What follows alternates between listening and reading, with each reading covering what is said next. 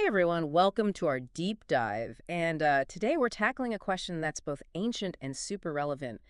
Can machines think? It's a big one, for sure. It is. And we're going to be looking at it through the work of one of the giants in the field, Alan Turing. Ah, Turing.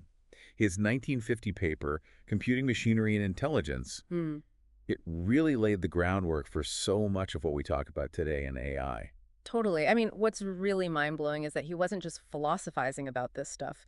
He actually came up with a practical test, a game even, to try to answer this question of machine thinking. You're talking about the imitation game. Exactly. The imitation game, it's like a thought experiment come to life. So picture this. We've got three players, a man, a woman, and an interrogator. Classic setup. Right. And the interrogator is in a separate room. They can only communicate with the man and the woman through typed messages. Like back in Turing's day, it would have been like telegrams or something. Or one of those old school typewriters with the clickety-clack keys. Exactly. So the interrogator's whole goal is to figure out which player is the man and which is the woman, just based on their responses. A classic game of deception. And here's where things get really interesting. Turing proposes replacing one of the humans with a machine. Uh-huh. And if that machine can chat so convincingly that the interrogator can't tell it's a machine, Then boom, you got a machine that's essentially thinking, or at least appearing to think, like a human. right, because the imitation game, it really cleverly sidesteps the whole problem of trying to define thinking in some abstract way. It's all about observable behavior. Can a machine act in a way that's indistinguishable from a thinking human? Precisely. And you know what's wild? Turing actually predicted that machines would be able to pass this test within 50 years. So by the year 2000, pretty bold prediction, especially back then. He wasn't afraid to make bold predictions, Uh, and that's what makes him such a visionary. But before we dive into whether or not that prediction came true, I think it's important to understand some of the objections Turing addresses in his paper. He knew there would be people who just flat out wouldn't buy into the idea of a thinking machine. Oh yeah, he anticipated a lot of pushback, and he very systematically laid out the arguments against the idea and then offered his counter-arguments. It's like he was setting up a chessboard ready to take on all challenges. Exactly. And one of the first objections he tackles is the theological objection. Okay, so what's the theological objection? Well, it basically argues that thinking is a function of the soul, something that only humans have, given by God.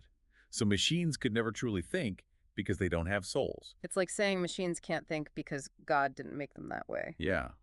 But Turing, he turns this argument on its head. He says, well, we don't see humans as like usurping God's power when we create children. Right. That's an interesting point. Yeah, he's basically saying creating children is seen as providing vessels for God-given souls. So maybe building a thinking machine is kind of similar. Just another way for God's creation to express itself. Huh. That's a pretty thought-provoking way to look at it. It's like instead of limiting thinking to just humans, he's expanding the possibilities. Exactly. And he goes on to address this other objection, what he calls the head in the sand objection. Head in the sand objection. What's that all about? It's basically like the fear of thinking machines is so huge that people would rather just pretend it can't happen. So kind of like ignoring the problem, hoping it'll go away. Exactly. Eh. But Turing, he says that's not going to cut it. Ignoring the possibility won't make it go away. It's better to face the challenge head on and really explore both the potential benefits and risks. It's kind of like sticking your head in the sand won't protect you from the oncoming storm. Right. It's better to be prepared and figure out how to weather it. Okay, so we've got God, we've got fear. What else did Turing have to contend with? Well, he also tackles some objections that are a bit more technical, like the mathematical objection. Oh, the mathematical objection. Lay that on me. So this one's based on mathematical theorems, like Gödel's incompleteness theorem. These theorems basically suggest that there are inherent limitations to what any formal system, including a machine, can actually compute. So there are certain problems that machines will just never be able to solve. That's the idea. But Turing argues that while those limitations might apply to specific machines, there's no proof that the human mind itself is subject to the same constraints. So just because a machine might get stuck on a certain type of problem doesn't necessarily mean it can't think. Exactly. And Turing suggests that there could always be a more clever machine out there, one that can overcome the limitations of its predecessors. It's like saying just because you can't solve this one puzzle doesn't mean you're not intelligent. Right. There are different forms of intelligence, different ways of thinking, and Turing believed machines could develop their own unique forms of intelligence. Okay, so we've got God, we've got fear, we've got math. This is quite the gauntlet Turing's running. What else is there? Well, let's talk about feelings. Feelings, huh? Machines having feelings. Well, Turing tackles this idea through the argument from consciousness, which essentially says a machine can't truly think unless it can experience emotions, like pleasure at success or grief at failure. So, like, if a machine wins a game of chess, is it actually feeling happy? Yeah, that's the question. This argument was put forth very strongly by Professor Jefferson back then. He believed that true thought required subjective experience, feeling those emotions. That's a pretty big hurdle for a machine to clear, right? I mean, how do you even program a machine to feel That's emotions? the challenge. Turing, though, he tackles this by using a hypothetical example. Imagine a sonnet writing machine, something that can churn out beautiful poetry, and then it takes an oral exam where it can answer questions about its work convincingly. Okay, so we have a poetic machine. Where's the emotion in that? It's not necessarily about proving that the machine is actually feeling joy or pride in its poetry, but more about acknowledging that it can create something beautiful and then even talk about its creative choices in a way that sounds, well, human. I guess if it can create art and discuss it, it must have some level of understanding, right? That's what Turing's getting at. He's not claiming to have all the answers, but he's asking us to really consider what might be possible, to not dismiss the potential of machines too quickly. And he doesn't stop there. He addresses a bunch of other objections too, like the idea that machines can't make mistakes, or the argument that they can't be truly intelligent because they don't exhibit the same kind of diversity of behavior as humans. And Turing, in each case, he dismantles these objections with really insightful arguments. He often points out how these objections are based on a limited view of what machines are capable of, especially back then. So even in 1950, he was kind of seeing the future of AI, recognizing that these machines could become so much more than they were at the time. Absolutely. And that brings us to one of the most important, most forward-thinking aspects of Turing's paper, the concept of learning machines. Ah, learning machines. This is where things get really interesting. It is, because he's envisioning machines that go beyond just following pre-programmed instructions. These are machines that can learn from experience, they can modify their own behavior based on what they encounter, kind of like a child learning and growing. So not just robots blindly following orders, but machines that can actually learn and adapt. Right. It's the foundation for what we now call machine learning, which has revolutionized the field of AI. And Turing, he uses some really compelling analogies to illustrate how these learning machines might work. Okay, I love a good analogy. Hit me with them. One analogy he uses is that of a supercritical mind. He compares it to an atomic pile reaching critical mass. A small input, like a neutron hitting an atom, can trigger a massive release of energy, a chain reaction. Okay, I'm following so far. So Turing's saying, in a similar way, a learning machine could reach a point where a small piece of information, a single experience, could spark a huge leap in its development. So it's like, don't underestimate the power of small inputs. They can have a huge impact on how a machine learns and grows. I like it. And he uses another analogy, the skin of an onion. Okay, skip a minute. Go on. So imagine you're peeling back the layers of an onion, hoping to find the true essence of a mind, whether it's human mind or machine mind. You keep peeling and peeling, getting closer to the core, but will you actually find a distinct mind at the center? Or just more layers. Exactly. It's a thought-provoking image. It makes you question what it means to have a mind in the first place. And then Turing, he also draws a connection between the development of learning machines and the process of evolution. Evolution. So like survival of the fittest, but for machines? Kind of. He suggests that we could actually guide the evolution of intelligent machines much faster than natural selection by experimenting with different types of learning machines and how we educate them. We become like the architects of machine intelligence. That's a powerful thought. It is. But Turing also recognizes that there are practical challenges in creating these learning machines. Like what? Well, he emphasized the importance of figuring out efficient ways to program and teach these machines. He even suggested that starting with what he called a child machine and trying to simulate how a child learns might be the most effective approach. That's kind of intuitive, right? If we want machines to learn like humans, maybe we should teach them like we teach children. Exactly. And he suggested incorporating randomness into the learning process, kind of like the role of mutations in evolution. This randomness could help machines explore different possibilities, find creative solutions. So a little bit of chaos can actually be good for learning and innovation. I can get behind that. But even with all these amazing insights, Turing acknowledged that we were still just scratching the surface of this whole AI thing. Oh, absolutely. He knew there was so much more to discover. And he ends his paper with a statement that's both humble and inspiring. He says, "We can only see a short distance ahead, but we can see plenty there that needs to be done." And that brings us to the big question. Mm. What has been done since Turing wrote those words? Where do we stand now in this quest for thinking machines? That's what we're going to dig into next time. Welcome back.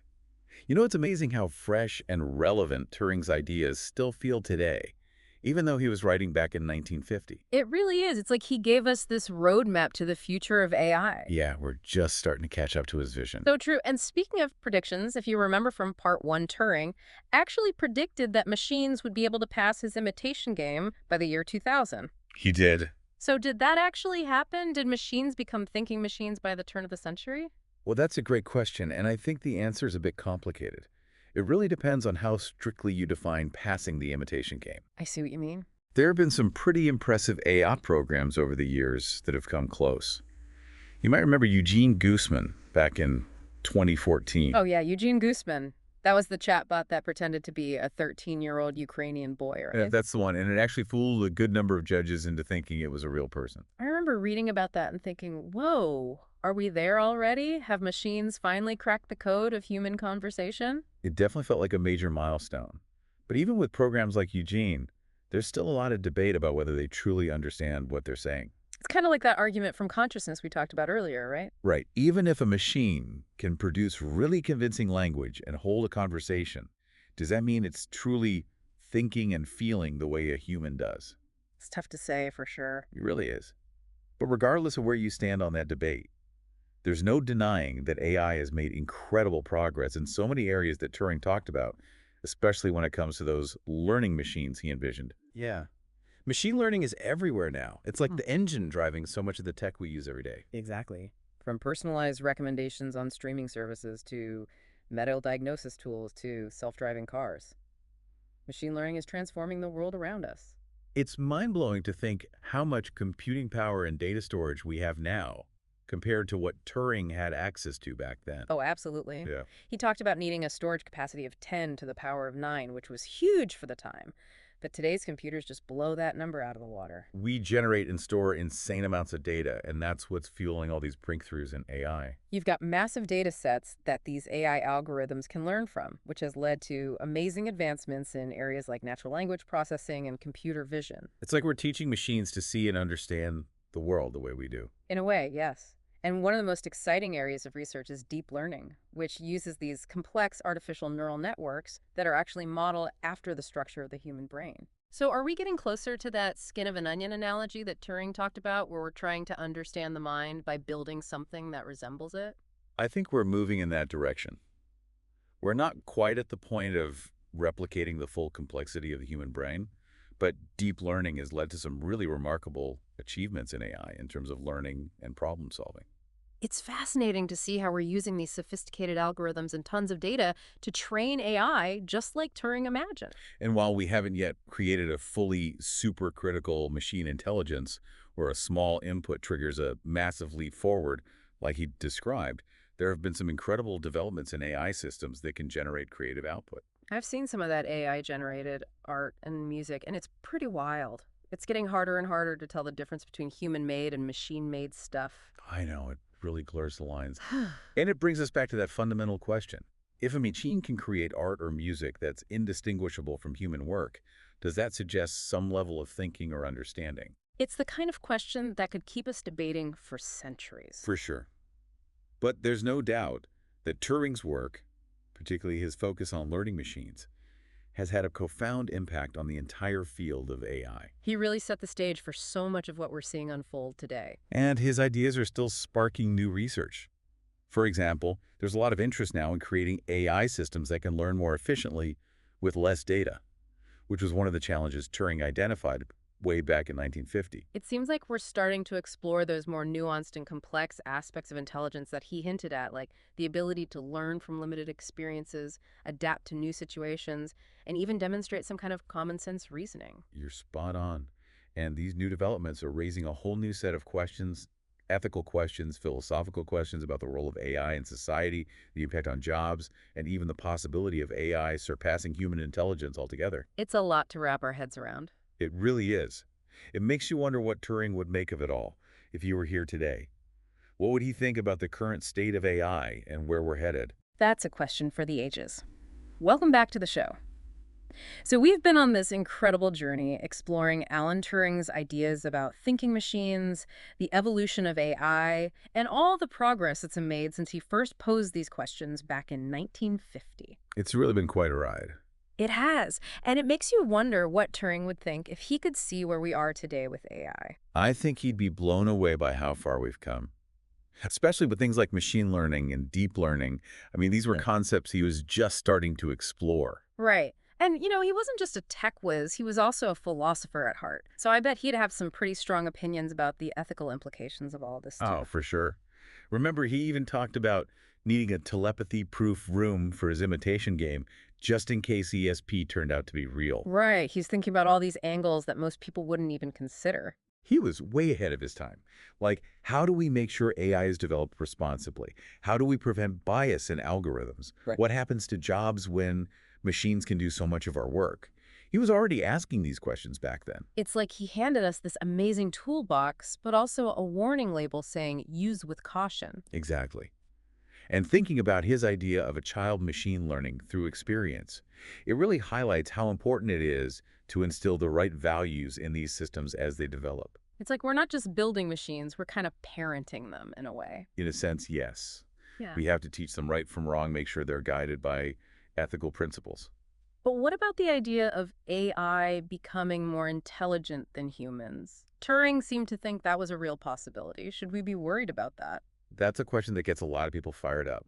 Some experts think we're on the brink of this technological singularity, where AI surpasses human intelligence and things change really fast. That sounds kind of scary. It's a pretty mind-blowing concept, that's for sure.